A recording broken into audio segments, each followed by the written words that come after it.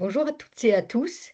Je suis Frédérique Marquet, coprésidente du réseau des catalyseurs territoriaux, et je suis ravie aujourd'hui que le réseau s'associe au programme de reconnaissance des modèles socio-économiques d'intérêt général dans le cadre de ce 53e webinaire mensuel Trajectoire socio-économique. Alors cette collaboration est le symbole de l'articulation entre le programme de l'État et le foisonnement des initiatives territoriales. Autrement dit, du lien capital qui donne à voir comment le territoire nourrit l'impulsion donnée par l'État. Aujourd'hui, ce webinaire est consacré aux voies qui mènent à de nouveaux apprentissages pour créer de la valeur en commun. Et on sait que c'est important. Donc nous avons le plaisir d'accueillir, dans ce contexte, Charles-Émeric Caffin, chef de bureau au développement de la vie associative, à la direction de la jeunesse, de l'éducation populaire et de la vie associative.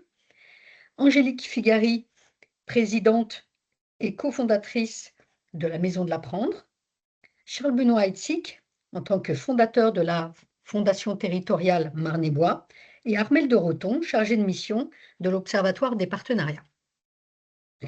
Alors, ce qu'on peut dire aujourd'hui, c'est que face aux transformations systémiques actuelles, les modèles socio-économiques de toutes les organisations, qu'elles soient publiques ou privées, sont en questionnement. D'où la nécessité de partager la connaissance de ces modèles. À la fois, enjeu important et véritable défi à relever. Depuis 2020, la JEPVA et le Rameau copilotent le programme Reconnaissance des modèles socio-économiques d'intérêt général avec 3 objectifs: partager une culture commune de la diversité des modèles, permettre à chacun de se repérer et de se positionner, apprendre collectivement à piloter la complexité des trajectoires socio-économiques. La plateforme Trajectoire socio-économique capitalise aujourd'hui 15 ans de travaux collectifs pour valoriser les pratiques émergentes et développer les compétences permettant de pérenniser la diversité des modèles d'intérêt général. D'où l'importance du cheminement collectif capitalisé pour partager les connaissances. Et donc, pour compléter la plateforme, il est possible de retrouver également un temps de partage que nous sommes en train de vivre aujourd'hui, plus interactif au travers des webinaires mensuels tous les 3e jeudis du mois, et explorer ainsi les exemples inspirants au travers qui sont décryptés sur la base d'Impact Alliance. Et donc, nous allons vivre aujourd'hui ce dernier moment de l'année 2025 selon le programme suivant. Tout d'abord, nous donnerons la parole à Charles-Émeric Caffin afin qu'il nous fasse part du bilan 2025 du programme Impact et trajectoire socio-économique. Ensuite, nous aurons le plaisir d'entendre 2 exemples inspirants par la Maison de l'Apprendre et la Fondation territoriale Marne-et-Bois. Et enfin, nous aurons, grâce à l'intervention d'Armelle, l'actualité du mois et connaîtrons la prochaine escale. Alors tout d'abord, je vous donne la parole, Charles-Émeric. Vous êtes chef de bureau au développement de la vie associative à la JEPVA. Je vous laisse la parole pour le bilan du programme Impact et trajectoire socio-économique. Et je vous remercie. Merci beaucoup, Frédéric. Écoutez, bienvenue à toutes et tous. Ce bilan se décompose en plusieurs phases, vous allez voir. Mais comme Frédéric l'a dit, face aux changements systémiques, et systématiques d'ailleurs de plus en plus, qu'on connaît, la culture commune traverse l'ensemble de ce bilan, vous allez le voir, savoir se repérer et puis savoir apprendre à piloter les modèles socio-économiques d'aujourd'hui et de demain sont donc 3 axes fondamentaux de notre travail et de ce bilan. Charles Benoît, merci. Alors, le premier, je vous disais, c'est avoir une culture commune, ça veut dire avoir un espace d'interconnaissance, un espace de dialogue sur l'actualité des modèles socio-économiques. Les modèles socio-économiques évoluent. Ceux des années 80 ne sont pas les mêmes que ceux des années 50 et évidemment ne seront pas les mêmes que ceux des années 2040. Aujourd'hui, cet espace de dialogue est un espace de dialogue plutôt national. L'objectif, au regard du bilan de cet espace cette année, c'est d'intégrer davantage les régions, les structures régionales de l'économie sociale et solidaire et du secteur associatif, donc les mouvements associatifs régionaux, les CRES et les conseils régionaux, pour voilà, donner à voir un espace de dialogue plus ouvert et plus large qu'il n'est aujourd'hui. Là, c'est vraiment le bilan de cet espace de dialogue de cette année qui nous a permis de poser des bases franches de discussion entre les différents acteurs nationaux, qu'ils soient publics, fondatifs, associatifs, réseaux territoriaux, comme le RNMA. Le deuxième point, c'est l'animation de la capitalisation en commun. Quand on parle en commun, c'est les communs en réalité, les communs essentiels au secteur associatif autour de la plateforme Trajectoire socio-économique.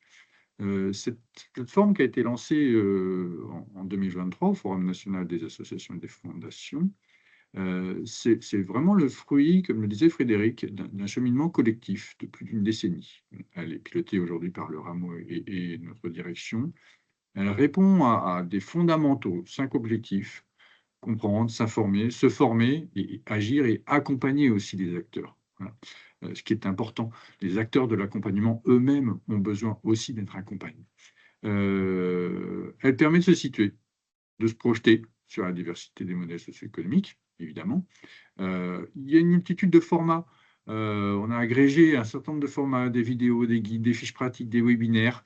Donc, aujourd'hui, véritablement, c'est selon vos besoins, 3 parcours de prise en main qui sont recommandés par cette plateforme. C'est un parcours de découverte, d'un côté, voilà, pour qualifier son modèle économique, faire ses premiers pas. Ça peut être en 2 heures, en 4 heures, en 12 heures. C'est véritablement fait selon vos besoins. Le deuxième aspect, le deuxième parcours, c'est les modules de gouvernance. On le sait, transformer son modèle socio-économique, mais rien que se poser la question, c'est un sujet d'abord de gouvernance qu'il faut mettre en débat dans ces instances.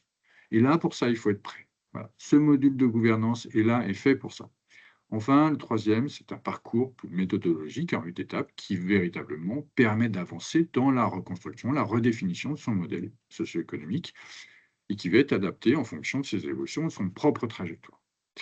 Et puis, je vous disais, il y a une strate supplémentaire pour les acteurs de l'accompagnement. La plateforme oriente vers une diversité de ressources et de fiches pratiques typées accompagnateurs, qui sont extrêmement importantes.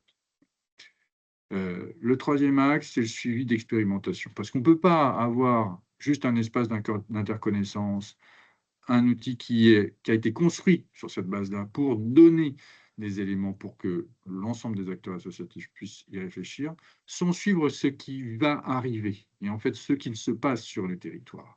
Voilà.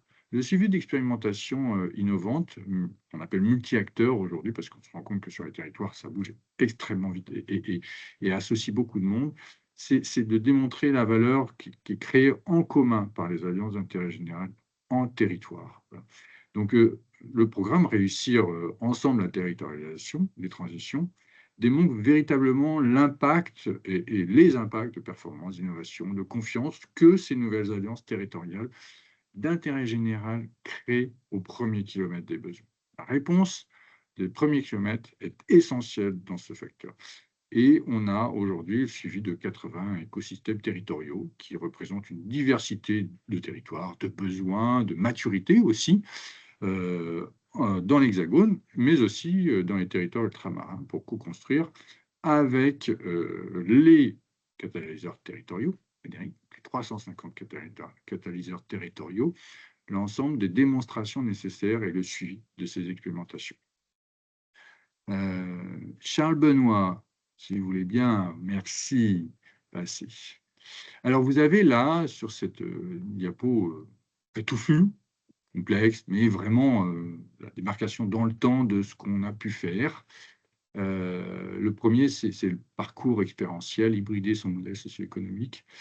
En 2024, on avait déployé un module de sensibilisation à la gouvernance dont je vous parlais à l'instant. En 2025, véritablement, là, c'est le déploiement du parcours expérientiel, qu'on appelait expérientiel pour hybrider son modèle socio-économique. L'objectif, c'est de s'approprier, en fait, ce qu'on appelait des médocs. Alors, ces médocs, c'est pas ce qu'on connaît à la pharmacie du tout, mais c'est méthodes, exemples, données, outils et compétences. Voilà, véritablement adaptés au premier kilomètre de ses besoins. Deuxième temps, donc ça c'était en janvier. Deuxième temps, c'est le rapport qui a été publié sur la toile en février, qui fait suite au rapport intermédiaire qui avait été publié donc début 2024. Donc vous voyez, un an d'intervalle pour finaliser véritablement le rapport vers de nouveaux modèles socio-économiques. La boussole trajectoire socio-économique, ça a été présenté lors d'un webinaire en avril. L'objectif, c'est véritablement de savoir se positionner, élaborer, piloter, évaluer sa propre trajectoire. Voilà, quand on est à la gouvernance d'une association. On l'a présenté un peu exprès lors de la Semaine européenne du développement durable. Voilà. Donc, il y a, vous voyez, un ensemble d'éléments qu'on a pu mettre en lumière. Et c'est pour ça que, vous voyez, en bas de la slide, on vous a mis, on passe de la connaissance au premier semestre à l'apprentissage au deuxième semestre. On est sur la finalisation de ce que tous les travaux sur de la connaissance ont permis, voilà, de créer. Le point d'orgue un petit peu traditionnel, estival, maintenant depuis quelques années, c'est le dossier MSE, vous voyez peut-être là au fond, là, tout noir, 13e dossier sur les modèles socio-économiques, qui est important chaque année pour permettre à l'ensemble des parties prenantes de s'exprimer. Et cette année, c'était un dossier un peu spécial sur les communs, comment on voit les communs, autant du secteur associatif que de l'ensemble des parties prenantes qui gravitent autour des acteurs associatifs. Je vous disais, deuxième semestre, on passe beaucoup plus dans l'apprentissage. C'est véritablement un point de bascule cette année 2025 entre la connaissance, ce qu'on en ressort, et puis véritablement l'apprentissage. Ça a été le 50e webinaire mensuel, donc un bel anniversaire de ce qu'on peut chaque mois. Vous voyez, on a des webinaires mensuels chaque mois. Là, c'était le webinaire territoire. Chaque mois, proposer un ensemble de points de vue par secteur, véritablement, qui donnent à voir pour des connaisseurs des éléments complémentaires, véritablement adaptés à leur secteur.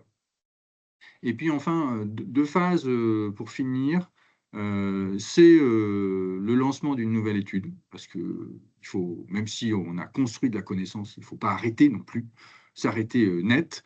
L'Observatoire des partenariats a lancé une nouvelle étude sur les tendances et fragilités économiques. Donc après, en fait, avoir écouté d'abord les jeunes, qui sont positionnés face à nos défis communs, puis sur la situation territoriale vue par les élus locaux. L'objectif de cette nouvelle étude, c'est d'aller voir et de connaître la vision des acteurs socio-économiques sur leur propre situation, et leur faire une espèce de 360, très intéressant. Et puis je finirai sur la formation extrêmement importante pour nous dans ce contexte de modèle socio-économique fluctuant, avec trois cibles. Vous voyez, associations, collectivités et les agents. En réalité, derrière, dans l'association, c'est associations et fondations. Les collectivités, c'est collectivités territoriales, mais on pense aller jusqu'au pays. Et puis, les agents, c'est les services déconcentrés de l'État, pour nous, du côté du ministère, évidemment, puisqu'ils sont aussi dans des chevilles ouvrières des trajectoires économiques et sociales de nos acteurs associatifs essentiels à la cohésion de nos territoires. Vous voyez, une bascule complète cette année entre connaissances et véritablement mise en œuvre, mise en pratique avec des expérimentations, 80 quand même, expérimentations sur les territoires. Voilà Frédéric. Merci beaucoup, Charles-Aymeric. Et en effet, c'est un bilan très, très riche. Et pour poursuivre notre chemin vers l'apprentissage, nous allons évoquer deux exemples inspirants par la Maison de l'Apprendre et la Fondation territoriale Marne-et-Bois. Mais juste avant, Je vais vous dire juste un petit mot, vous rappeler un petit mot. Je vous disais en début de webinaire que je suis la coprésidente du réseau des catalyseurs territoriaux avec donc Delphine Van Voorde qui est la secrétaire générale de la Fondation de Lille. Et donc, juste un petit rappel pour vous dire ce qu'est le catalyseur, enfin le réseau des catalyseurs. Comme l'a dit Charles Emmerich, nous sommes 350 catalyseurs en France.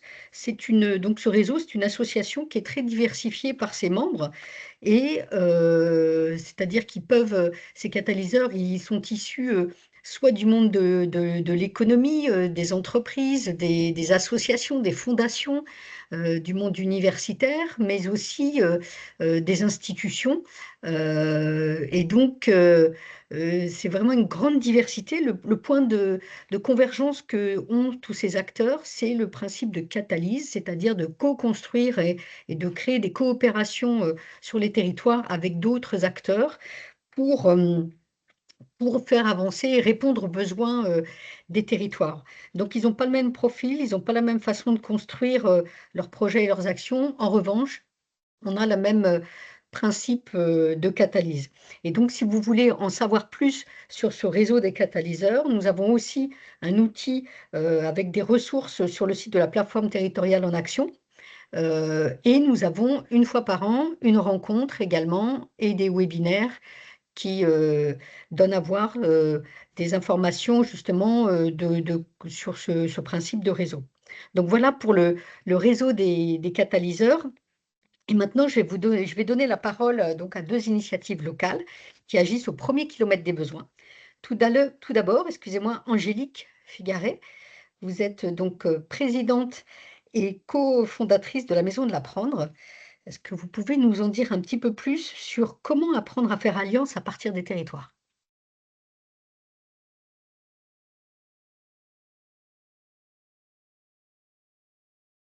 Mon micro ne voulait pas se rallumer.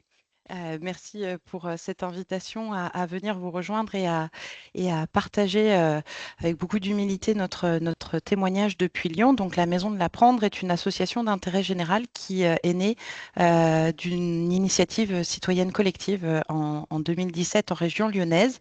Elle s'est donnée pour mission de répondre au décalage entre les compétences, tant individuelles que collectives, et les défis posés par les objectifs de développement durable.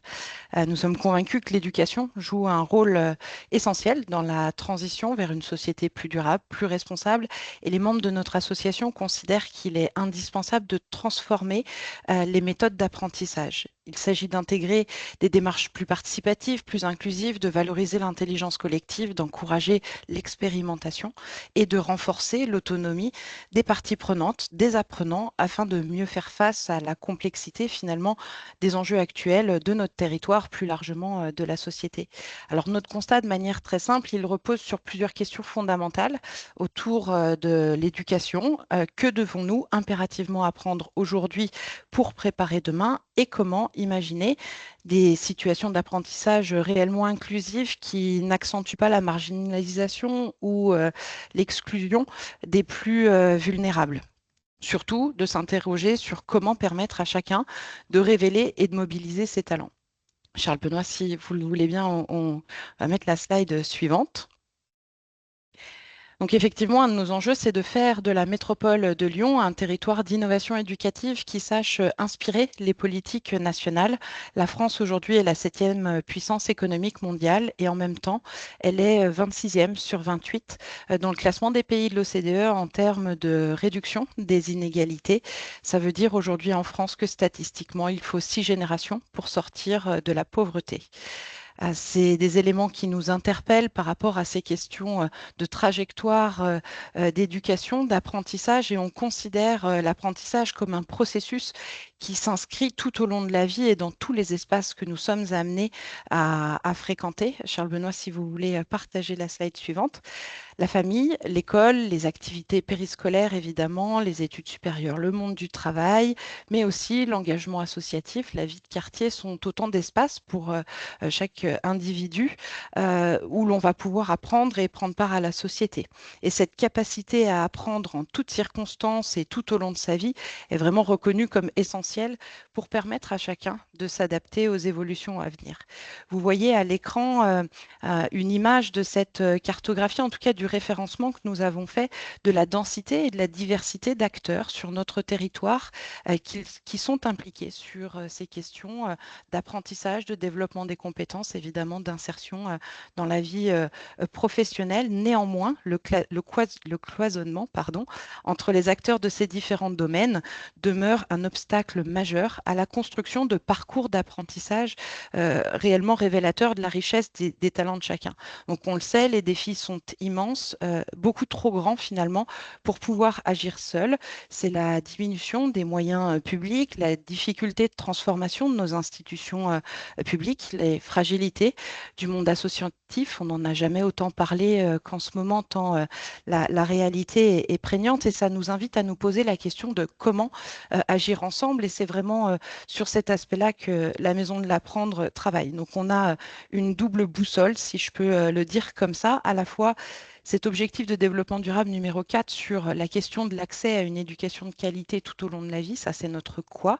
Et notre comment, c'est cet objectif de développement durable numéro 17 pour les partenariats, pour la réalisation des objectifs qui incarnent notre comment. Et le territoire de la métropole de Lyon a été choisi comme notre terrain d'action privilégié qui permet finalement de catalyser les alliances éducatives et de favoriser les coopérations innovantes au service du développement des compétences et de l'engagement pour la société du plus grand nombre. On s'attache du coup à créer des passerelles entre ces différents mondes professionnels. Charles Benoît, si vous voulez bien passer à la slide d'après. Ensemble, les parties prenantes apprennent les unes des autres. Nos bénéficiaires sont ces acteurs engagés sur le territoire à partir de leurs réalités, de leurs besoins et ensemble, ils co-construisent des réponses innovantes aux enjeux sociétaux locaux. Et ça passe véritablement par le développement de la capacité individuelle et collective à apprendre, mais apprendre pour comprendre finalement les enjeux et la réalité de notre société, du fonctionnement de nos organisations et de développer cette capacité à agir.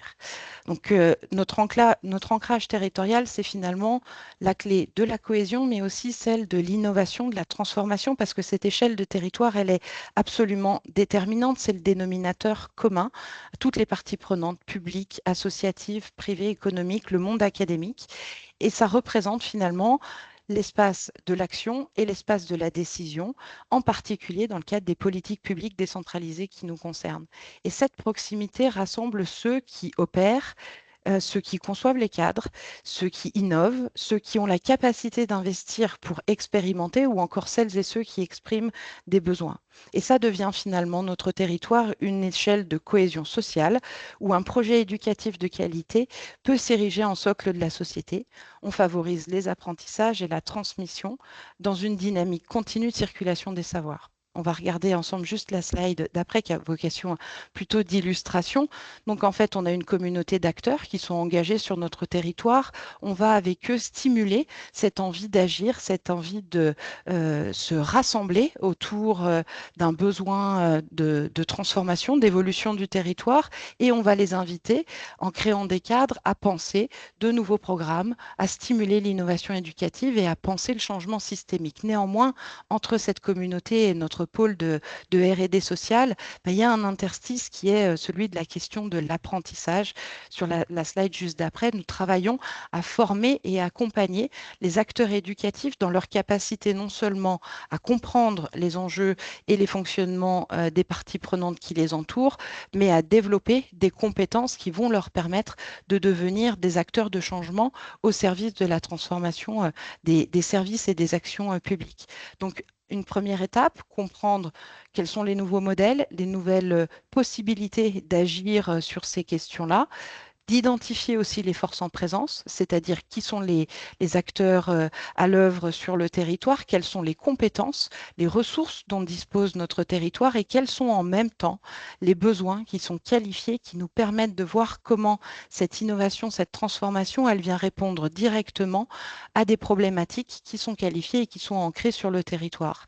Ça nous invite finalement à apprendre, et je me suis permise ici une petite subtilité, peut-être à réapprendre des phases finalement aussi de détachement par rapport à des modèles qu'on a pu connaître, qu'on a pu expérimenter et qui trouvent leurs limites, et donc nous inviter à faire un pas de côté, en tout cas à ouvrir notre regard et notre vision sur des cadres d'intervention qui sont complémentaires à nos actions, à penser ce qui se passe en amont et ce qui va pouvoir se passer en aval, et surtout penser au développement des compétences de transformation de notre propre activité et de nos propres organisations. On organise de manière très concrète des modules dont je vous parlerai un tout petit peu plus tard pour que vous puissiez mieux comprendre concrètement comment ça s'opère. Et puis, une fois qu'on a travaillé sur cet éveil des consciences, sur cette capacité à repenser les modèles, à s'outiller différemment et à adopter des postures ou des pratiques un peu différentes, notre objectif, c'est de favoriser le passage à l'action et donc de stimuler la capacité à agir des acteurs sur le territoire avec des cadres de prototypage, des cadres d'expérimentation que nous faisons systématiquement en lien avec nos partenaires et nos alliés locaux, les décideurs finalement qui portent ces politiques publiques sur le territoire, de manière à ce que cette innovation, elle vienne directement s'inscrire dans leur propre capacité à faire évoluer nos institutions et nos programmes. Il y a un travail très conséquent qui est fait de documentation, d'évaluation, d'itération, de manière à structurer des nouveaux modèles qui vont venir de manière circulaire alimenter les espaces d'inspiration et de conscientisation des nouvelles possibilités qui s'offrent à nous. Alors, je vais rentrer un tout petit peu plus dans le détail sur la slide d'après. Je vous parlais donc de différentes modalités d'intervention. La première, c'est un pôle autour de la constitution et de l'accompagnement de cette communauté d'acteurs, faire se rencontrer ceux qui agissent souvent dans des couloirs de nage, les uns à côté des autres, pour travailler sur la capacité à mieux se connaître, à mieux se comprendre, à comprendre les complémentarités qu'on peut avoir, même quand on vient de cultures professionnelles qui sont très différentes, qu'il s'agisse d'établissements scolaires, d'associations, d'institutions publiques ou encore d'entreprises. Et c'est pour nous essentiel de pouvoir les accompagner dans l'identification des solutions qui sont portées par d'autres qui pourraient venir directement répondre à leurs besoins. On gagne énormément de temps, on accélère finalement la capacité à faire alliance sur le territoire par des événements qui sont programmés toute l'année. On a à la fin du mois de janvier un festival pour sa 7e édition autour de la question des enjeux majeurs de l'éducation et des apprentissages sur notre territoire. Deuxième champ d'activité autour de cette communauté, c'est de pouvoir, pardon Charles Benoît, si vous pouvez partager, c'est aussi de pouvoir rassembler ces acteurs qui, au-delà de leur couloir de nage, évoluent dans des espaces différents. Et donc, nous avons, avec le soutien de la métropole de Lyon, pu créer un tiers-lieu qui permet de répondre à la fois aux besoins des associations sur des espaces d'installation de leurs activités, penser en fait de la mutualisation de ressources, de locaux. Aujourd'hui, pour le tissu associatif, ces frais de fonctionnement sur nos structures sont extrêmement lourds et difficilement finançable, si je peux l'exprimer comme ça. À cet endroit, la collectivité locale n'avait pas la capacité de soutenir la vingtaine d'associations que nous sommes hébergées dans ce lieu sur des frais de fonctionnement. Par ailleurs, ils nous ont mis à disposition un bâtiment qui nous permet de faire une économie de 340 000 € par an et qui nous repositionne dans notre cœur d'activité, notre champ d'expertise, et nous invite finalement à consacrer toute notre énergie à ce sur quoi nous sommes possiblement le plus efficaces. C'est aussi un projet qui nécessite des partenariats multiples et qui permet à des acteurs économiques de venir nous soutenir. On mutualise des espaces, des équipements, mais on mutualise aussi des compétences. Et sur l'invitation de Claire et Marc Hébert-Suffren, nous avons développé un réseau d'échanges réciproques de savoir qui permet aussi de diffuser et d'outiller durablement chacun des membres de cet espace pour gagner en compétences sur ces besoins spécifiques. On va passer à la slide d'après, autour de la question de la formation. Donc, il existe aujourd'hui des espaces de formation qui sont un peu à l'image des silos dans lesquels chaque acteur, chaque famille d'acteurs se retrouve. Notre proposition, c'est plutôt de venir rassembler les acteurs pour leur permettre d'apprendre ensemble, certes d'apprendre les uns des autres, mais d'apprendre à travailler ensemble et donc de penser des modules d'immersion, de mise en pratique, d'apprentissage par les pairs. Et pour vous donner un exemple très, très concret, on a développé des modules de décodage. Décodons l'école, décodons les collectivités locales. Nous avons très souvent la question des associations qui viennent à notre rencontre pour nous demander, mais finalement, comment on monte un partenariat avec l'éducation nationale? On aimerait travailler avec les élèves, mais on ne sait pas comment s'y prendre. Est-ce qu'il faut demander à un recteur, à un DAZEN, à un chef d'établissement, à un enseignant? Et en fait, quel est le rôle de chacun et comment on peut être plus efficace dans la mobilisation? Eh bien, pour répondre à ces questions, on a créé un parcours de formation avec l'éducation nationale où ce sont des inspecteurs qui viennent raconter finalement comment à l'intérieur de l'institution, on a des espaces d'intervention, on a des marges d'innovation ou pas, et quels sont les leviers pour travailler ensemble. On a fait exactement la même chose avec les collectivités locales. On a un élu qui est venu parler de son rôle, de sa fonction, un directeur général des services d'une collectivité qui raconte finalement comment fonctionne l'organisation d'une collectivité, la répartition des compétences évidemment, mais aussi ce qui est de l'ordre de la subvention, des marchés publics, tous ces éléments qui sont très spécifiques finalement à ces organisations et que si on ne maîtrise pas ou on ne comprend pas, c'est beaucoup plus difficile de rentrer dans des dynamiques d'alliance. On va passer à l'avant-dernière slide et donc quasiment la fin de mon propos. Ces espaces d'expérimentation, ce champ, ce pôle pour nous de R&D social qui vient finalement créer un espace, donc comme je vous le disais, d'expérimentation. La méthodologie derrière tout ça, c'est de pouvoir travailler sur la qualification d'un diagnostic thématique au départ. Finalement, de quels besoins on parle, quels sont déjà les acteurs mobilisés, qu'est-ce que ça produit sur un territoire et quels sont les trous dans la raquette, les besoins qui seraient insuffisamment couverts. Et donc, on va venir chercher toutes les expertises, les agglomérer, en tout cas les mettre en réseau pour ensemble dessiner, définir ce que pourrait être un parcours sans couture, une trajectoire réussie pour atteindre des objectifs par rapport aux défis qui sont qualifiés autour de cette thématique, d'expérimenter, donc d'utiliser le territoire comme un terrain d'application de ces nouveaux formats, évidemment de les évaluer, de les documenter, de les diffuser. Pour vous permettre de vous projeter un petit peu plus précisément, je terminerai mon propos par une illustration d'un des programmes que nous avons pu mettre en place. On est sur une expérimentation qui a pris 3 ans. Il faut du temps long pour avancer et cheminer sur l'expérimentation de nouveaux modèles. Au départ, c'est une enseignante qui vient à notre rencontre. Elle enseigne à une classe de 3e prépa métier. On est avec des élèves qui sont en risque assez fort de décrochage scolaire et qui vont s'orienter vers la voie professionnelle.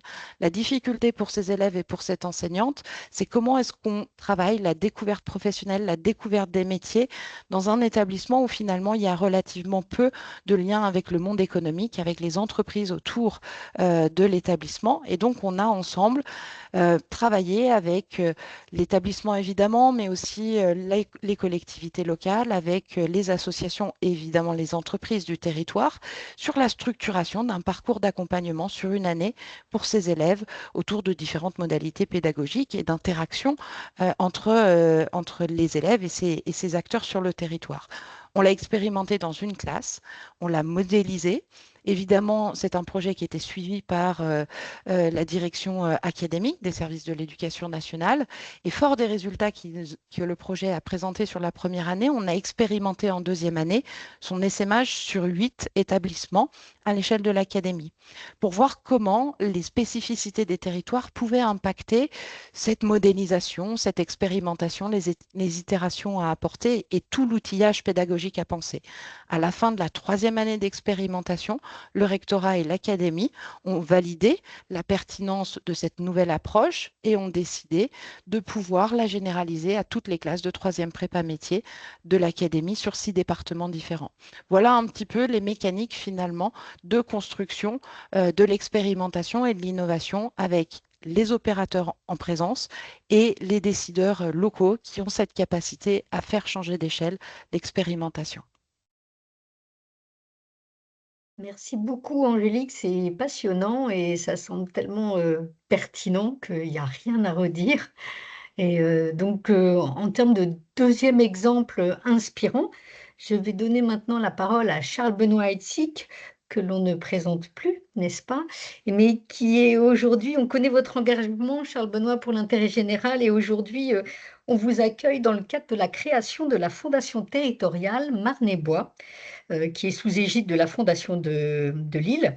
Et est-ce que vous pouvez nous dire donc comment elle permettra, cette fondation, de soutenir l'innovation et les fragilités territoriales au premier kilomètre des besoins?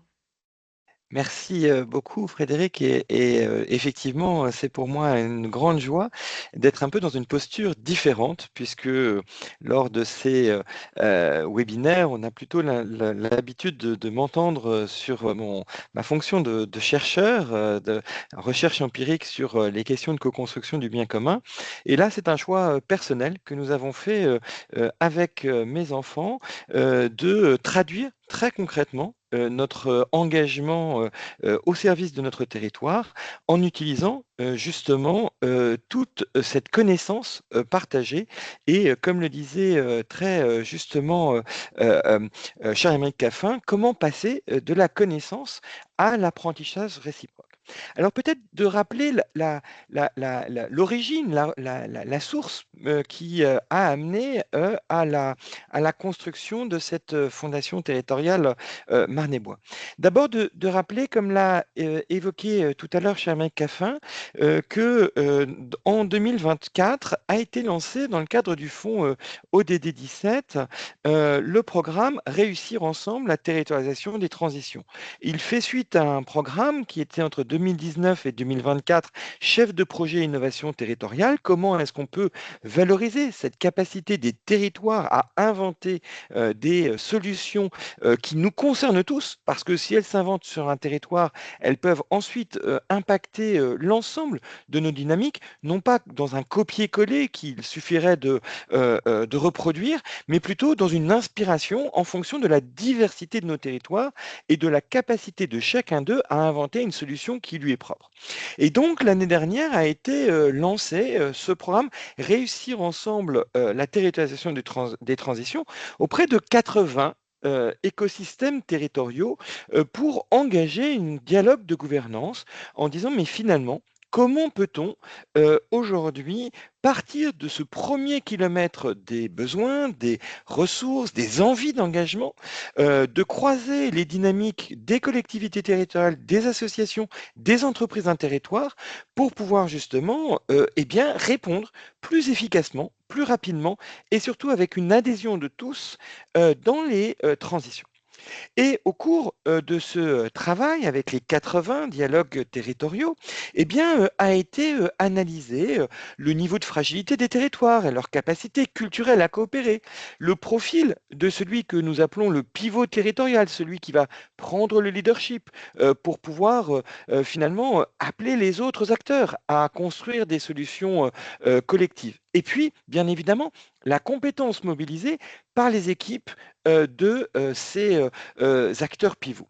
Et nous avons constaté, une étude a été, d'ailleurs publiée en juin dernier, en septembre dernier, pardon, par le fonds ODD 17, qui avait 4 niveaux de maturité, auxquels nous étions confrontés dans ces, dialogues territoriaux. Le premier niveau, dans 63 des cas, c'est finalement de premières initiatives locales, de se rencontrer et de commencer à co-construire ensemble entre collectivités, associations, entreprises. Très souvent, les interactions existent déjà et souvent, entre associations et entreprises ou entre collectivités et associations ou entre, associations et collectivités. Mais finalement, ce triptyque est assez rare encore dans les territoires et dans 63 des cas, on est dans cette dynamique-là et c'est pour ça qu'a été mis en place, tout le cycle d'information, l'ODD 17 en pratique pour justement régulièrement Armelle de Roton nous en parlera dans un instant, informer sur la diversité de ce qui existe déjà, pour justement éclairer, finalement à travers des exemples inspirants et pour accélérer la capacité à passer à l'acte, à piloter ces coopérations et puis les évaluer.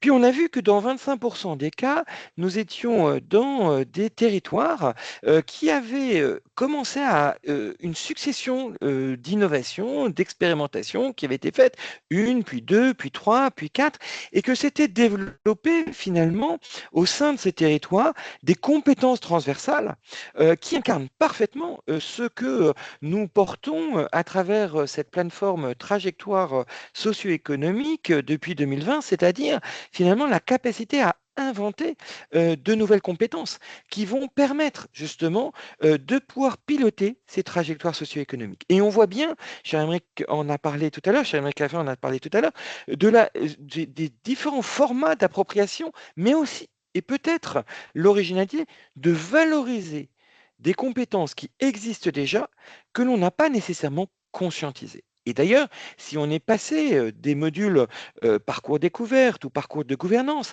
au parcours expérientiel, c'est pour partir de l'expérience des uns et des autres et finalement de dire mais comment on peut valoriser cette capacité du territoire à déjà produire une valeur qu'elle ne sait pas encore bien comment l'intégrer dans les organisations publiques et privées du territoire.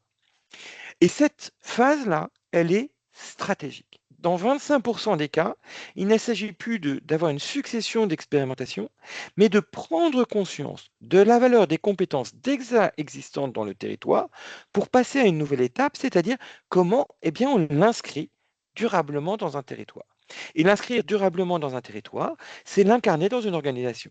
Que cette organisation, ce soit un service de l'innovation au sein d'une collectivité territoriale, comme c'est le cas pour vous, ma chère Frédérique Marquet, ça peut être dans le cas de la co-construction d'un PTCE en commun, comme c'est le cas de nos amis du laboratoire des partenariats de Strasbourg, qui a créé un PTCE pour porter un certain nombre de services en commun. Ça peut être le cas d'une fondation territoriale comme nos amis de la FT44 pour justement permettre de mobiliser une philanthropie territoriale en commun. Et puis, et c'est pour ça que le fonds ODD17, d'ailleurs, a créé un ensemble d'outils de financement et d'investissement dans cette ingénierie territoriale, que ce soit les fonds d'ingénierie territoriale, les fonds d'investissement partenariaux, pour pouvoir justement permettre de consolider le moment où un territoire va justement consolider et décider de créer en commun un dispositif qu'il va porter. Et puis, dans 3% des cas, le territoire a déjà fait ces 3 premières étapes et en fait souhaite aller encore plus loin et inventer comment articuler la diversité des dynamiques qui existent déjà dans un territoire. Parce que dans la réalité des faits, il n'y a pas un pivot territorial. Il y a bien évidemment une diversité d'acteurs qui jouent déjà ce rôle-là. Et c'est pour ça qu'a été créée, après 5 ans de préfiguration, en 2022, la Fondation des territoires, pour justement rendre compte de cette diversité des capacités des territoires à pouvoir inventer des solutions qui nous impactent tous, même si elles ne sont pas nécessairement reproductibles par tous de la même façon, elles indiquent à quel point nous sommes en capacité de pouvoir porter ces dynamiques. Et il se trouve que le maire de Charenton-Saint-Maurice, l'une des 13 villes qui constituent le territoire de Paris-Est-Marne-des-Bois, est un des membres de la Fondation des territoires, du comité exécutif de la Fondation des territoires. Et en début d'année, avec Hervé Jiquel, nous faisions un point justement sur le fait de comment aller encore plus loin dans ces 3% de territoires qui ont déjà permis de passer ces différentes étapes. Et nous constations ensemble que notre territoire de Charenton, en association avec les 12 autres communes du territoire Paris-Est Marne-et-Bois, avait depuis 20 ans déjà passé ces étapes-là, et notamment, je pense, cher Frédéric Marquet, quand vous étiez alors directrice de l'emploi et de l'économie à la communauté de communes de Charenton-Saint-Maurice, il y a 20 ans, quand vous avez créé ce club d'entreprise Gravel Entreprendre, eh bien, c'est aussi cette création-là, en y associant les associations, ce qui était tout à fait, à l'époque, très innovant, que nous avons eu l'idée de nous dire, mais tiens, et si nous rajoutions dans l'Observatoire des partenariats l'angle et l'éclairage aussi des collectivités territoriales? C'est comme ça qu'en 2010, nous avons fait la première étude auprès des collectivités territoriales et que Charenton-Saint-Maurice a été les premiers à nous dire, mais finalement, fort de ce que nous, élus locaux, nous pouvons faire, y compris pour rassembler entre les associations, les entreprises, les initiatives citoyennes, comment créer une méthode? Et nous avons créé ensemble la méthode Agir ensemble en territoire, qui a été expérimentée la même année, à la fois sur justement Charenton-Saint-Maurice, mais aussi avec nos amis de la Poste à Poitiers, dans Agir ensemble en Poitou-Charentes, à l'époque à l'échelle de la petite région qui est devenue la grande région Nouvelle-Aquitaine aujourd'hui. Et puis avec le labo des partenariats de Strasbourg, de voir comment les associations pouvaient être à l'origine de ces dynamiques-là, et Alsace Active, qui à l'époque portait le laboratoire des partenariats de Strasbourg, a expérimenté lui aussi cette démarche Agir ensemble en territoire. Et donc avec Hervé Jiquiel, nous constations que quelque part, sans même complètement l'avoir conscientisé, nous, dans nos travaux de recherche au sein du Rameau, eh bien notre territoire avait été le cœur de notre capacité à proposer à d'autres territoires de justement valoriser leur propre initiative. Et je dois dire, lors de ce déjeuner, assez enthousiaste de cette discussion avec le maire de Charenton, j'ai évoqué le fait de dire, et si nous créions une fondation territoriale? Et puis, en rentrant à la maison, eh bien, l'idée m'est arrivée de me dire, mais finalement, est-ce que ce n'est pas aussi l'histoire d'une famille? Il se trouve que certains connaissent un peu la marque que, en arrivant en France en 1777, mes ancêtres ont pu faire, puisqu'ils arrivaient sur un territoire nouveau pour eux, hein, venant d'Allemagne, de Westphalie. Etzig, en vieil allemand, ça veut dire vainqueur des marais.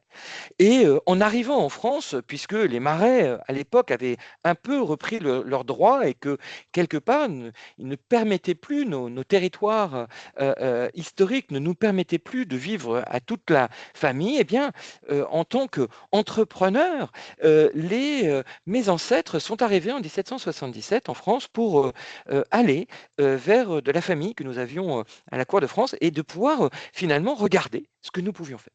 Et nous sommes arrêtés dans cette terre de Champagne où finalement, eh bien, elle était en pleine transformation, puisque de la Champagne pouilleuse, qui était à l'époque le nom de ce territoire, assez pauvre, il faut bien le dire, avec un vignoble qui était le plus septentrional d'Europe, mais qui avait une spécificité un peu particulière, c'est que lorsque l'on faisait attendre un peu le vin, eh bien, il commençait à avoir une effervescence. Et que, eh bien, cette effervescence, alors qu'elle était considérée à l'époque par tous comme plutôt un défaut, eh bien, les clients anglais, qui étaient déjà des clients de la Champagne, ont considéré que c'était plutôt pas forcément un défaut de ce vin que d'être en effervescence. Et à la fois avec l'art de l'assemblage qui avait été par les moines de l'époque, qui essayaient d'améliorer la qualité de ce breuvage, qu'il faut bien dire est assez dur quand il est en vin tranquille, eh bien, le fait de faire cet art de l'assemblage et de jouer avec la fermentation naturelle plutôt que de lutter contre, eh bien, nous fûmes quelques entrepreneurs venus d'outre-Rhin, les Krug, les Roderer, les Etzig, à nous dire, mais et si il n'y avait pas là, et finalement, un nouvel art de nos territoires à mettre en valeur. Et donc, pourquoi raconter cette histoire? Parce que finalement, en rentrant chez moi après cet échange avec le maire de Charenton, je me suis rendu compte que le territoire avait joué dans notre famille un rôle essentiel et que de partir des défauts d'un territoire, une Champagne qu'on considérait à l'époque comme pouilleuse, et de comprendre quelles étaient sa ressource naturelle, et plutôt que de vouloir lutter contre pour aller dans le gré du vent, et bien plutôt finalement jouer de cette caractéristique et de faire des deux principales qualités de Champagne, qui est l'acidité et l'effervescence, un art, alors qu'il est traditionnellement un défaut considéré dans le vin, eh bien, je consultais mes enfants en disant, et si ce n'était pas l'occasion d'assembler cette capacité d'un territoire à innover dans de nouvelles formes d'apprentissage entre collectivités, associations, entreprises, initiatives citoyennes, établissements scolaires, puisque avait été mis en place une démarche assez proche de celle que vous nous avez décrite en Génie Figaré, qui s'appelle Quand élèves et entreprises se rencontrent, qui a 800 élèves par an sont aujourd'hui dans cette dynamique de rencontrer finalement les chefs d'entreprise des territoires pour pouvoir découvrir la diversité de la richesse économique d'un territoire, eh bien, cette action familiale et cette innovation territoriale ont été associées pour se dire, et si il n'était pas temps de passer le Rubicon et finalement de créer une fondation à la fois philanthropique et territoriale. Alors, je dois bien avouer que ce n'est pas un cadeau réellement que nous avons fait à la fondation qui nous abrite, à la fondation de Lille, et je remercie Delphine van der Voorde qui est en ligne avec nous aujourd'hui d'avoir accepté de porter auprès de sa gouvernance, et sa gouvernance d'avoir accepté une forme un peu atypique, puisqu'il n'y avait pas jusqu'à maintenant le croisement d'une fondation territoriale et d'une fondation philanthropique familiale pour justement mettre en avant le fait qu'il ne peut plus y avoir opposition aujourd'hui entre la capacité de femmes et d'hommes de s'engager au quotidien et voire sur des générations, avec la capacité à réconcilier économie et intérêt général d'un territoire, et qu'au contraire, ce sont les deux faces de la même pièce, et que cet engagement des femmes et des hommes qui constitue le premier levier de tout modèle socio-économique d'intérêt général, eh bien finalement, il est au cœur du renouvellement à la fois de nos modèles socio-économiques publics et privés, mais aussi et peut-être surtout de la capacité des territoires à porter les organisations publiques et privées qui souhaitent prendre le risque d'inventer ces nouveaux modèles. Parce que dans les faits, c'est facile de dire qu'on va hybrider les modèles socio-économiques, qu'on va inventer de nouveaux modèles, qu'on va pouvoir transformer les choses et pouvoir finalement les mettre en œuvre. Mais tout acteur qui a un jour en France essayé d'innover dans cette matière, de faire rencontrer des acteurs différents, de faire converger des droits et devoirs qui ne répondent pas aux mêmes logiques, c'est à quel point notre droit français, qui a une grande vertu, c'est d'être protecteur des droits et des devoirs finalement de chacun, et donc d'être protecteur de la personne, qu'elle soit morale ou physique, par définition, est un droit qui met la dimension de toute forme d'alliance, qu'elle soit publique ou privée, comme un risque pour ce droit de protection de la personne morale ou physique. Et si nous avons déposé en 2021, dans le cadre d'une mission ministérielle que j'ai eu l'honneur de co-présider avec la députée Cathy Racon-Bouzon sous l'impulsion de Gabriel Attal, qui à l'époque était secrétaire d'État à l'engagement, si nous avons déposé, après 7 ans de travail sur un droit d'alliance d'intérêt général, sur l'expérimentation d'un droit d'alliance d'intérêt général, c'est bien parce que derrière les grands mots, derrière les expérimentations qui sont derrière, il est très difficile de pouvoir trouver les outils techniques et qui permettent de pouvoir réellement passer dans cette action.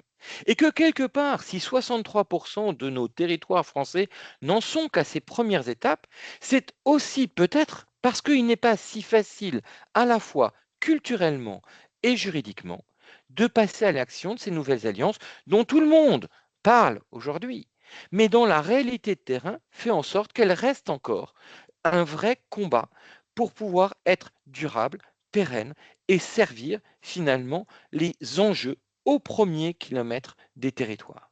Et c'est dans ce cadre-là que, en conseil de famille, une première fois, puis une deuxième fois, nous avons évoqué le fait de pouvoir créer cette fondation territoriale Marne et Bois.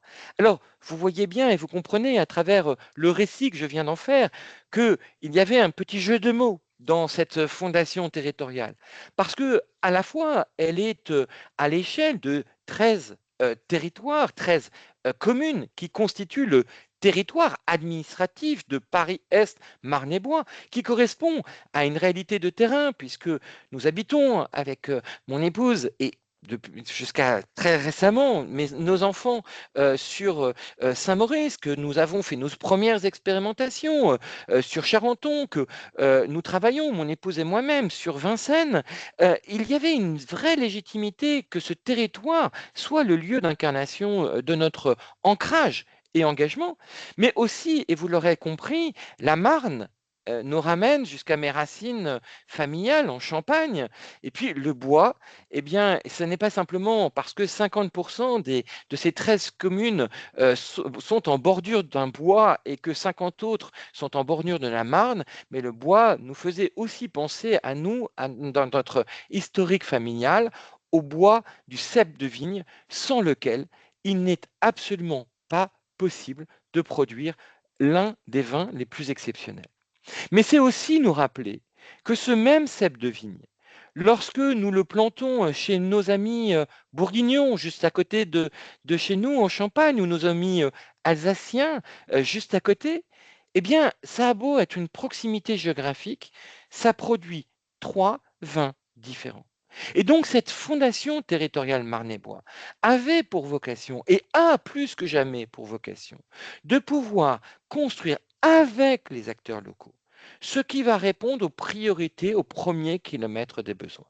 Et c'est comme ça que nous sommes passés de 80 à 81 dialogues de gouvernance dans le programme de recherche 2024-2026, Réussir ensemble la territorialisation des transitions. Et après 9 mois de dialogue avec les acteurs publics, privés, associatifs, les citoyens des territoires. Nous avons la chance d'avoir des citoyens très engagés. Je pense notamment à Sophie Quentin qui habite sur Charenton, qui représente les citoyens dans notre fondation territoriale Marne-et-Bois, mais qui est aussi Sherpa des entreprises, du groupe entreprise au CESE et qui a avec nous porté depuis 2013 la nécessité d'avoir ce cadre de loi juridique.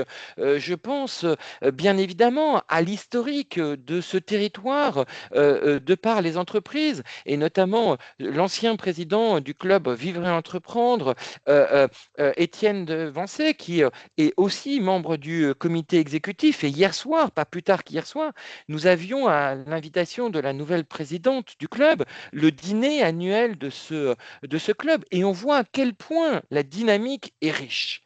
Et donc, tous ensemble, nous avons décidé d'avoir 3 priorités pour pouvoir répondre en grande proximité à des enjeux qui nous touchent localement, mais qui incarnent totalement ce que Angélique Figari nous a explicité avant, c'est-à-dire qu'ils incarnent nos enjeux de l'agenda 2030 de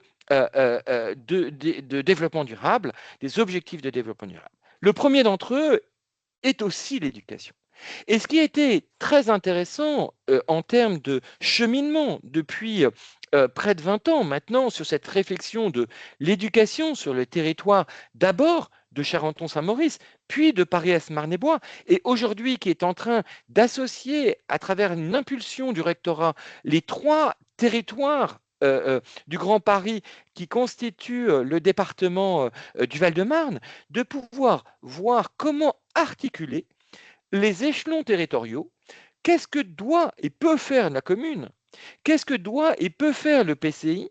Et qu'est-ce que doit et peut faire le département pour justement articuler ces échelons territoriaux et que du local jusqu'au département puissent être justement valorisés et mobiliser les acteurs du territoire, en mettant au cœur des acteurs de ce territoire les jeunes, puisque nous le savons, et Charles-Émeric Caffin l'a rappelé avant de faire l'étude auprès des élus locaux en 2024 et cette année de publier au Salon des maires l'étude auprès des acteurs économiques, nous avions pris le soin d'écouter les jeunes dans leur aspiration à construire ensemble l'avenir de leur territoire.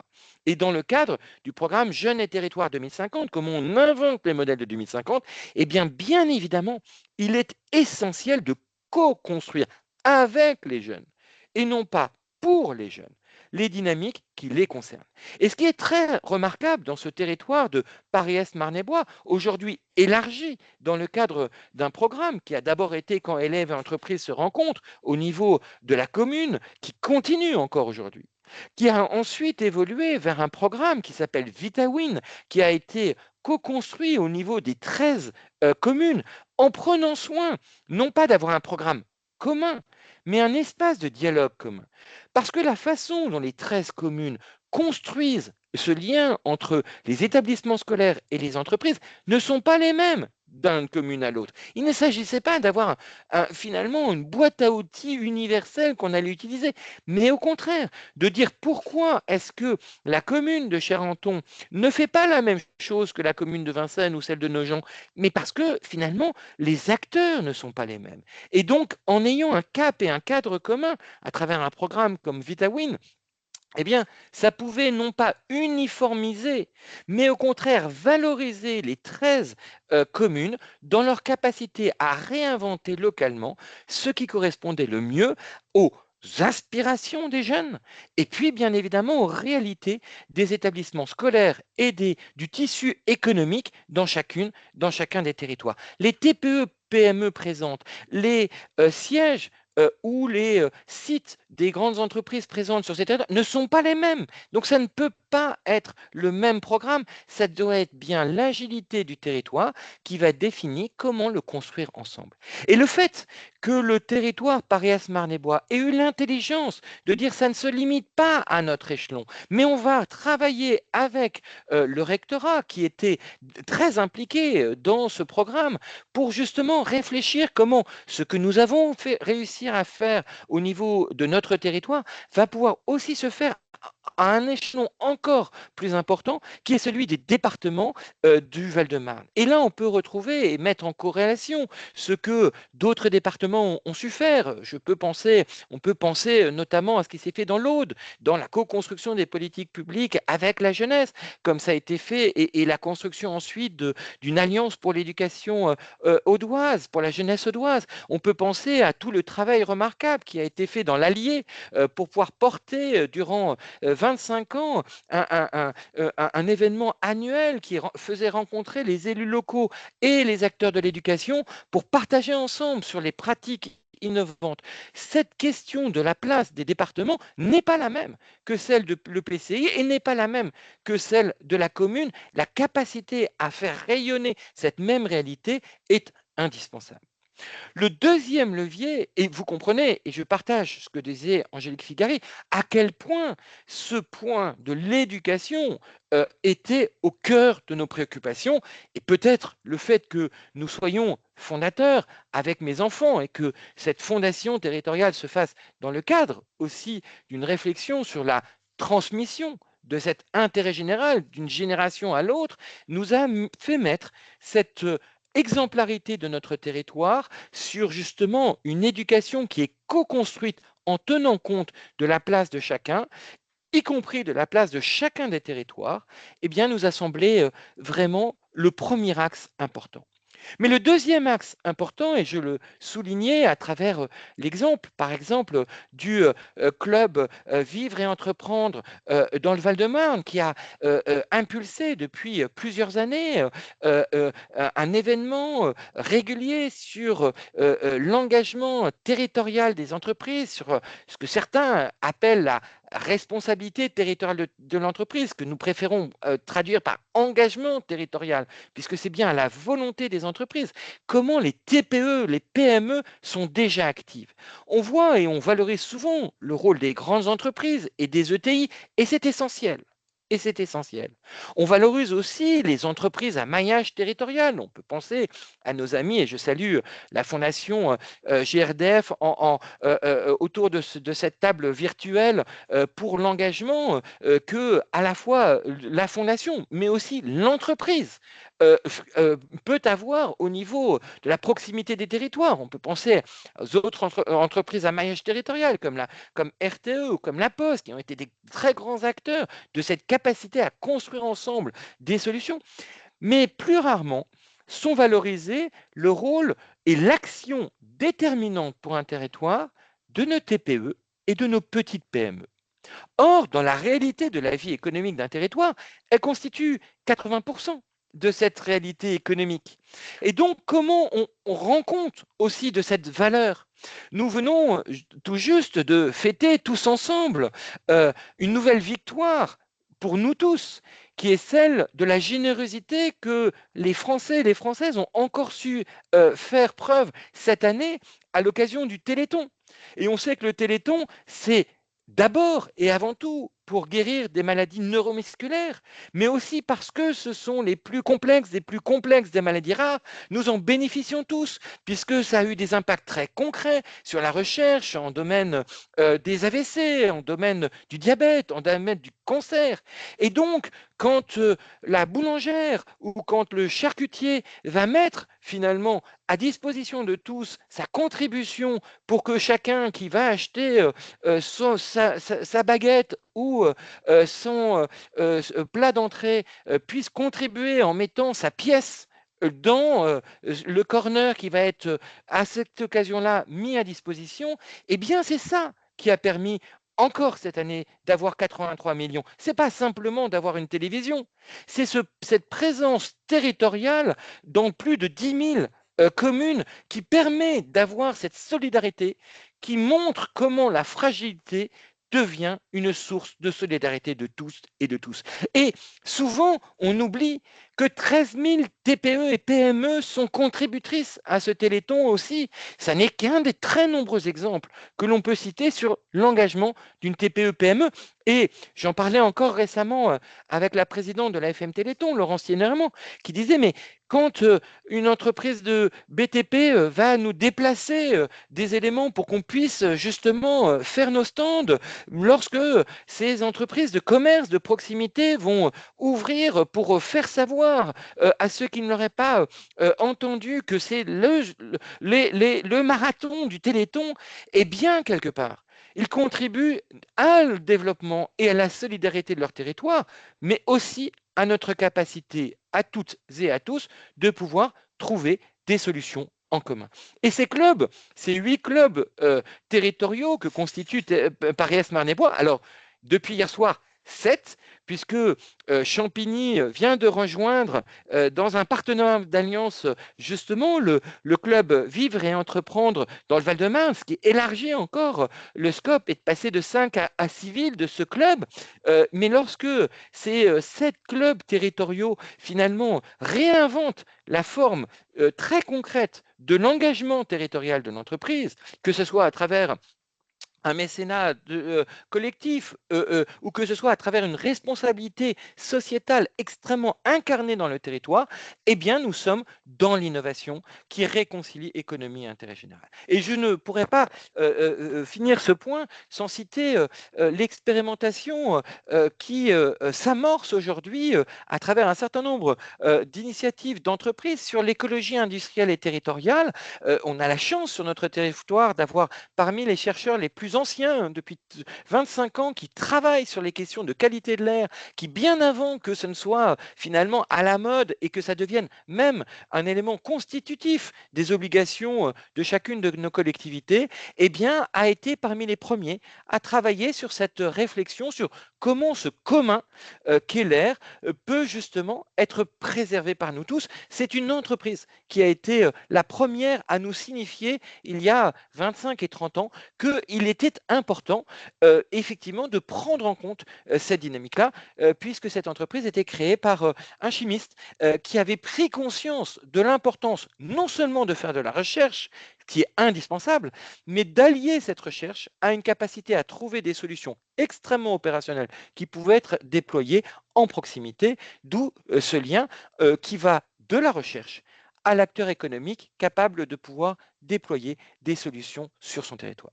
Et puis, bien évidemment, notre fondation territoriale ne serait pas pleine et entière si, aux côtés du pilier de l'éducation qui met en valeur cette diversité territoriale, aux côtés du pilier de l'engagement des entreprises dans leur grande diversité de statuts qui valorisent cette action de proximité locale, eh bien, nous ne prenions pas en compte la fragilité des acteurs du territoire.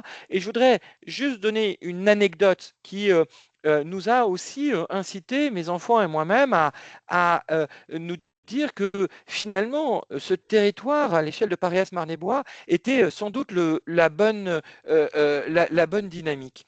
J'évoquais le fait que depuis 20 ans, nous fêterons l'année prochaine les 20 ans du Rameau et par là même d'ailleurs les 20 ans du club Gravel Entreprendre que nous avons eu la chance de co-construire sur le territoire de Paris-Marne-et-Bois, et c'est comme ça que nous nous sommes rencontrés avec Frédéric Marquet.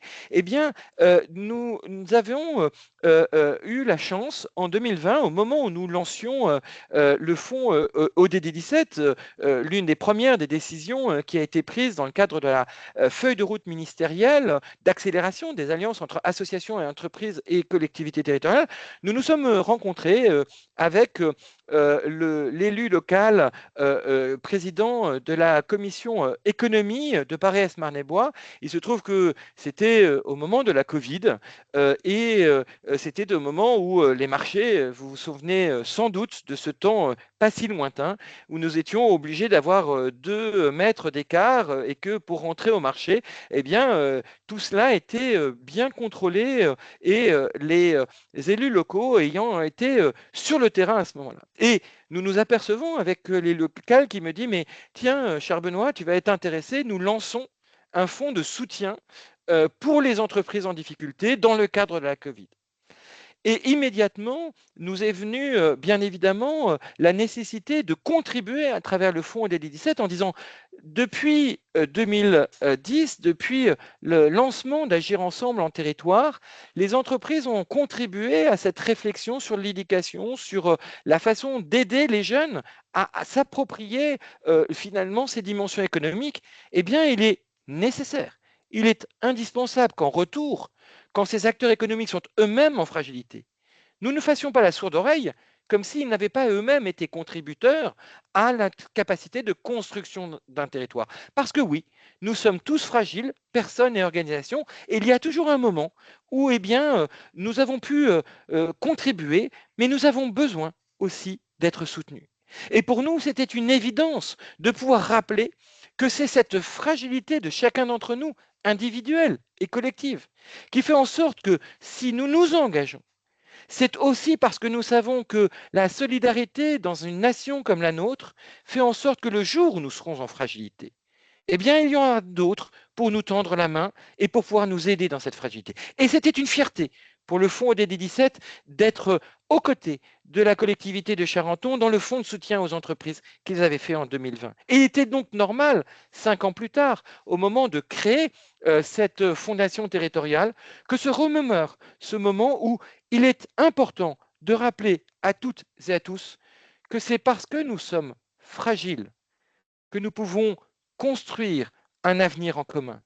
C'est parce que nous sommes fragiles que cet avenir en commun, nous pouvons y croire et faire le pari de la confiance. Et c'est peut-être contre vents et marées, contre toute espérance, contre toute logique, Parce que justement, aujourd'hui, nous rencontrons ces crises successives, parce que nos territoires sont toutes et tous en action, que certes, si au niveau national nous pouvons douter, nous ne pouvons pas douter que viendra des territoires les solutions qui nous permettront de pouvoir réinventer un 21e siècle plus solidaire et durable.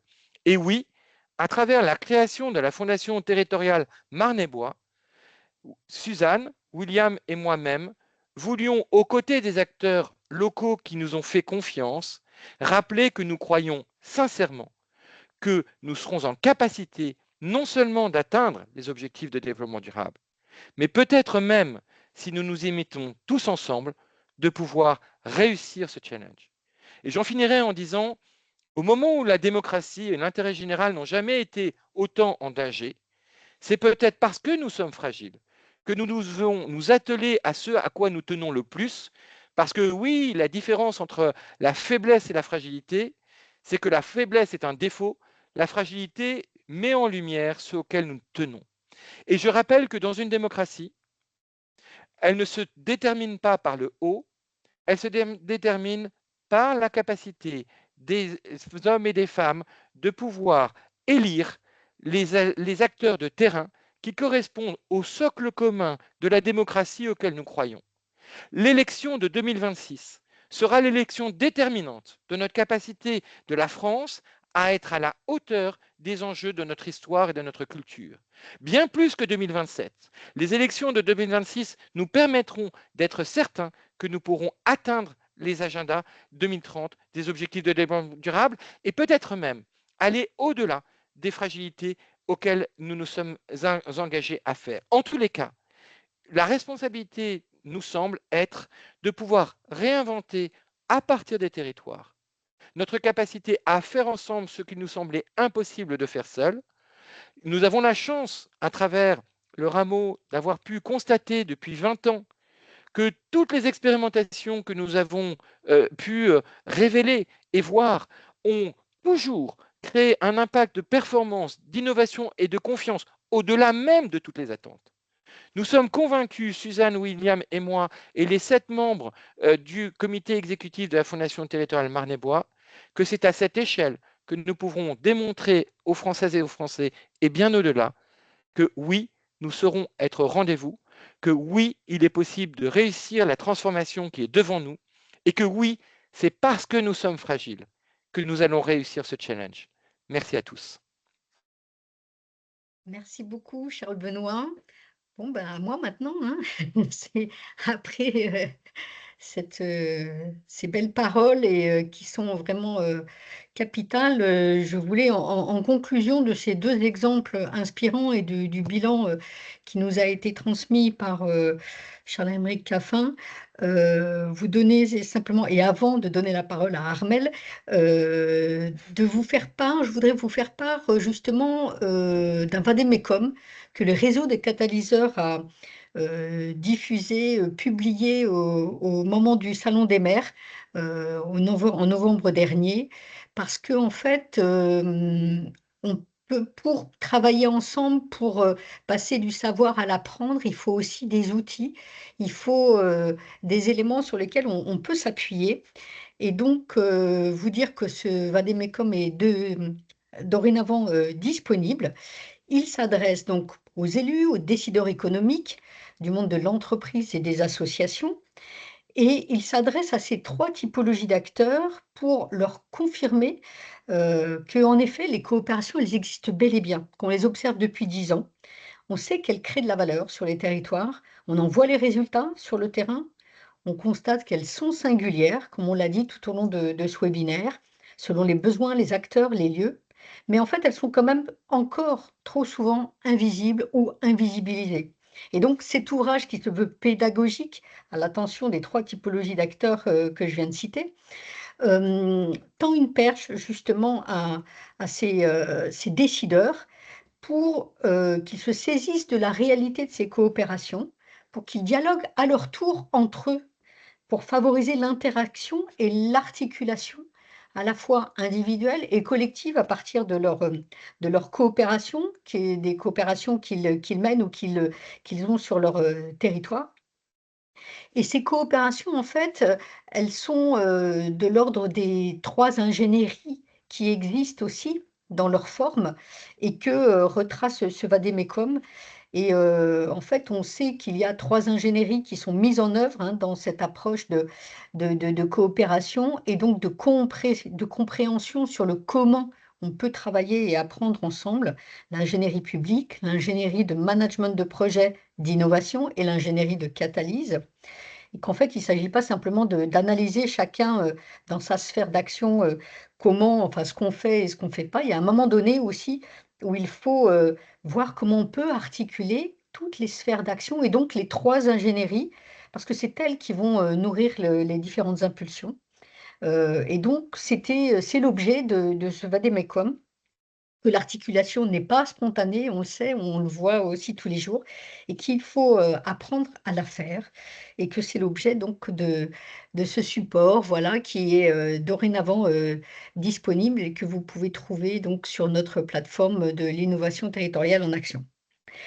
Et maintenant, après, toutes ces informations sur, comment, apprendre, je vais donner la parole à Armelle de Roton qui va nous parler un peu de l'actualité et puis de la prochaine étape en cette fin d'année, 2025. Armelle, c'est à vous. Merci Frédéric. Bonjour à tous. Avant de vous parler de l'actualité, comme c'est effectivement un webinaire notamment sur les différentes façons d'apprendre, sur l'apprentissage, je suis ravie de vous représenter rapidement l'animation des savoirs qui a été vraiment pensée pour que chacun, en fonction de sa façon dont il apprend, dont il aime apprendre, chacun puisse trouver finalement sa manière d'apprendre. Alors, cette animation, comme vous le savez, elle est structurée en 4 temps et c'est une animation qu'on a souhaité très simple et très concrète pour vous aider à passer à l'action à travers des exemples inspirants. On en a parlé tout à l'heure d'outils et d'études. Alors, une animation tout d'abord hebdomadaire avec les jeudis de l'ODD 17. Vous aurez tout à l'heure le plaisir de recevoir celui du jour. Chaque semaine, vous aurez une actualité, un portrait, en fait, un exemple inspirant et un outil. Une animation également mensuelle avec la Gazette de l'ODD 17, l'interview du mois et le webinaire le 3e jeudi du mois tel que nous le faisons aujourd'hui. Une animation également trimestrielle avec le podcast du journaliste Patrick Longchamp et le bulletin trimestriel de veille et d'analyse de l'innovation sociétale avec Innovation Sociale Impact. Et enfin, une animation annuelle. En partenariat avec Juris Association, nous vous proposons 2 dossiers, un en juillet autour des modèles socio-économiques d'intérêt général et un autre en novembre au moment du Salon des maires sur les coopérations territoriales. Vous pouvez retrouver toute l'animation des connaissances sur le site odd17.org. L'actualité du mois, c'est la 5e note de la Fondation territoriale, de la Fondation des territoires, que vous avez pu découvrir le 2 décembre dernier au moment du Giving Tuesday 2025. Comme l'a rappelé Charles Benoît, finalement, depuis 2018, la Fondation des territoires observe des initiatives locales qui partent du premier kilomètre des besoins. Cette 5e note, intitulée « Créer de la valeur en commun », vient nous montrer comment utiliser les enseignements et leur donner de la valeur pour mieux agir ensemble. Elle répond finalement à une question centrale. Comment l'agir ensemble crée-t-il concrètement de la valeur dans les territoires et comment mieux reconnaître cette valeur?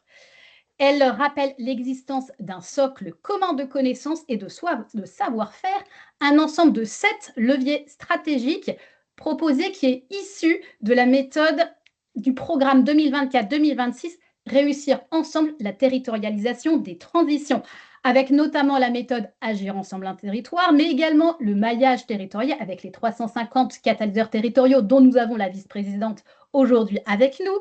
Mais vous avez également la boussole que tout le monde connaît aujourd'hui, Agir ensemble en territoire, le cycle de l'ODD 17 en pratique que je viens de vous présenter, le kit pratique Réussir ensemble la territorialisation des transitions et le dispositif financier de soutien avec le fonds ODD 17.